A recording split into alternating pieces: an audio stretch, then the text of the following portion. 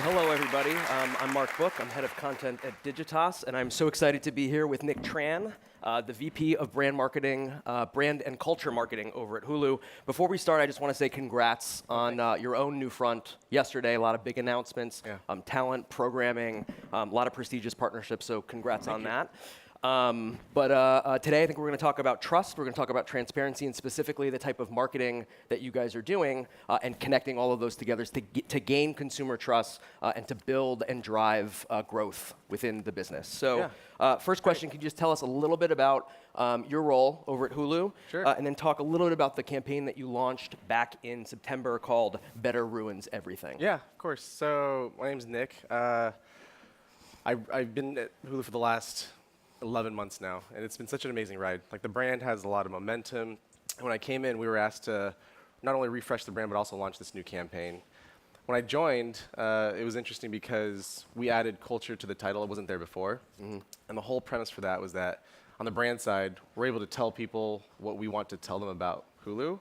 But on the culture side, it was more about finding what the conversations were already happening in the world, and then how do we take that internally and then bring value to that to the consumer. So the whole idea that we shared with the CEO and the CMO was, in order for us to really build trust with our consumer, we have to talk about the things they want to talk about, not just what we want to talk about. Yep. So that's kind of what the role was. And as far as the campaign goes, almost everyone in America has heard of Hulu, but not everyone knew that we had new things like live TV for sports and news, and that we had a lot of new originals, and all these aspects of the brand that people just ignored, because when you ask people, have you heard of Hulu? They always say, like, oh, yeah, I've heard of Hulu, and they sort of dismiss it. So it was really fun to have this opportunity to change perception of what people thought they knew about Hulu, and actually have people be provoked to actually think about, like, well, if you're telling us that you're going to ruin TV for me, like, what does that actually mean? So the whole Better Ruins Everything campaign started with this insight that once you experience something better, it ruins the old way forever. So as an example, if I were to ask you, like, oh, do you want to try this piece of chocolate? You'd probably say, like, nah, I'm good. But I would be like, this chocolate's going to ruin all chocolate for you forever. You're going to be like, oh my gosh, I have to try that chocolate now. It's the same approach that we took, and we just paid that off with a bunch of vignettes from people that represent the Hulu brand. So films, movies with, like, Joe and Sofia Vergara. We had people from TV. We had people from our originals, like Samira Wiley and Handmaids. And then we closed it out with two athletes, Jared Goff and James Harden. So tell me how that campaign evolved into what we just saw with Hulu Sellouts. Oh, yeah. So with the idea of trust, we really felt that it was important to kind of start this campaign with this new underlying tone of being completely transparent. And if you're going to ask someone to try something, but you think it's going to ruin the old way forever, it's fair to warn them. It's sort of like our thinking from a creative standpoint. So we actually went out and thought to ourselves, okay, we're going to warn people to never get Hulu because it's going to ruin the old way of watching TV forever, because we really feel like it's a better product. So in order to put a claim that big out there, you have to follow up with an actual reason to show that you're actually ruining TV for you or for people.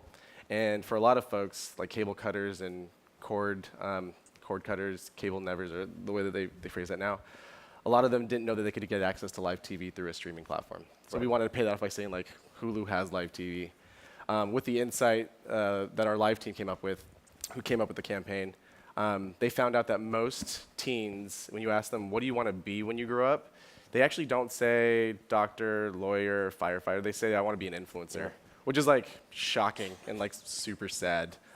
Especially, I have two young kids. If they ever said, I want to be an influencer, I would just walk out. But when you ask them, like, well, what does that mean to be an influencer? Because people have different definitions. They'll actually say, my dream in life is to have a company pay me money to sell their stuff on my social channels. So when you're like, wait, that's the goal? It immediately made us realize, and the live team kind of recognized this, that it's not bad to be a sellout if you embrace it, because these kids want to be sellouts themselves. Yeah.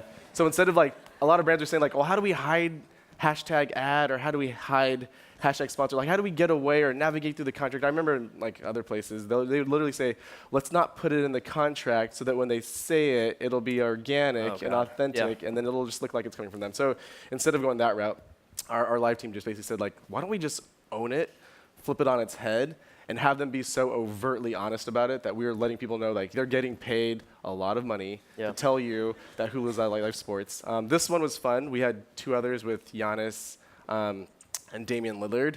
Yep. And the buttons at the end where it says Hulu has live sports are like absolutely comical, which is what we love to push to get that point across. So you have like Damian Lillard shooting money guns Yep. in the air, and then you have Giannis basically like trying to sell these slippers and tell people that Hulu has live sports. So it's a whole campaign. It's going to last for the next year, and I would be willing to say that almost every basketball fan in America probably knows Hulu has live sports. So we're going to extend this to the next big sport, which is Women's World Cup. So we have some folks from the U.S. Women's National Team also pitching the fact that they've sold out to tell people that Hulu has live sports. I love it. Can you talk a little bit about, and I assume that this was part of the insight that led you to this, but how has influencer trust with consumers changed over the past few years, in your opinion? Yeah, it's kind of similar to how the media landscape has changed. Like I remember back when you talk about how like there was print, and then there was radio, and then there's TV, and then there was social. I remember when like TV influencers were like the gold standard. I mean, we still use them in like Super Bowl ads now. Yep. And then as the rise of like influencers in social media came about, people were like, oh, we found this like angle in to sort of make it seem like they're authentically in love with this brand. So they kind of exploited it. But with all the managers and the talent agencies kind of swooping in, that group of influencers is no different than like celebrities. And you know when a celebrity is pitching a product that they're getting paid. So we just see this transition happening where now it's fine to be very overt with this group being paid. I'm sure there's going to be another group of influencers outside of social that'll start to pop up, and brands will then try to find a way in. So it could be more like niche micro communities, like people who are influential in like the shoe or sneaker community, or like in the food community, or in like whatever other community there might be, and then try to have them be a brand ambassador. Yep, and we're seeing the same thing. For the first time ever this year, influencer marketing spend outspent print. So it's definitely a major marketing channel. But that tells me there's a big opportunity in print. So like I love not abandoning old media platforms, but like how do you then bring print to life in some new, fun, exciting way? How do you take out of home in a new, exciting way? Like we had an article written about how we use this out of home billboard. I'm going to be honest, I don't think it was completely intentional, but people thought we were trolling the Golden State Warriors because we put a billboard of Damian Lillard outside of our arena that said, "I would never sell out." And the ironic thing is that he's from Oakland, and they've asked him to join this super team at Golden State. He's like, "Nah, I'm not going to do it for the money." So we actually didn't think about all that, or at least I didn't. But people are like, "Oh my gosh, their use of out of home was brilliant. They're trolling the Golden State Warriors, and like they're taking down this dynasty." And we were just like, "Yeah, totally, that's what we were doing." So yeah, you have things like that where you can just innovate and bring to life in a fun way. So yeah, and I think that idea of sort of cross, because when we think about influencer, we mainly think about social, right? But there's so many different ways that we can utilize different mediums to bring that to life. Yeah. In terms of the trust and transparency that you're doing through all of this marketing, what do you think the biggest barriers are for other brands, right, to create more trust and transparency through marketing and action? Yeah. Why aren't more brands doing this?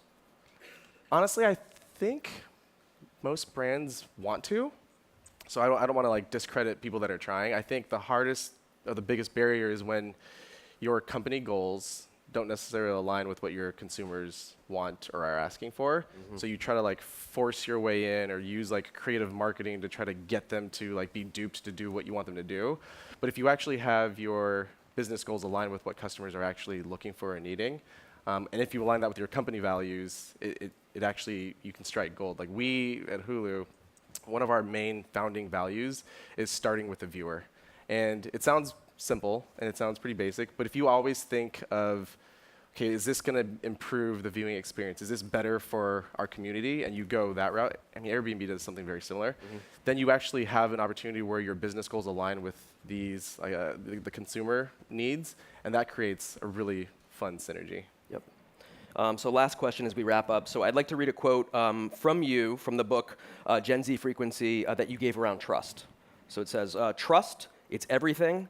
Trust takes belief, belief takes faith, and faith takes nurture and care. It's more than a product, a promise, or a campaign. So in your opinion, what does trust between brands and consumers look like a year from now or 5 years from now, whether that's you or whether that's the landscape in general?